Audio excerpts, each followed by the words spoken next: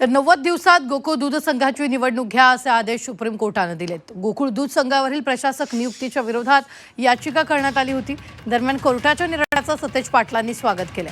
गोकुळवर ताबा मिळवण्यासाठी प्रशासकाच्या माध्यमातून षडयंत्र रचलं गेलं होतं असं सतेज पाटलांनी म्हटलं।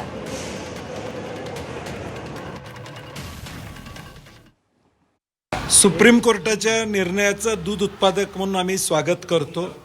जे षडयंत्र रचलं होतं प्रशासकाच्या माध्यमातून या गोकुळवर ताबा मिळवायचा ते हाणून पडलेलं आहे आणि निश्चितपणे गोकुळचा दूध उत्पादक यामध्ये सकारात्मकरित्या उद्याच्या निवडणुकीमध्ये सहकार्य करेल अशी आम्हाला अपेक्षा आहे। आम्ही सातत्यानं म्हणत होतो की 1200चा निकाल लवकर लावून या संस्था मतदानास पात्र करून ज्या पात्र असतील त्यांना पात्र करून ताबडतोब निवडणुका घ्या, कारण की शेवटी मतदानाचा हक्क हा राहणं अत्यंत गरजेचं आहे।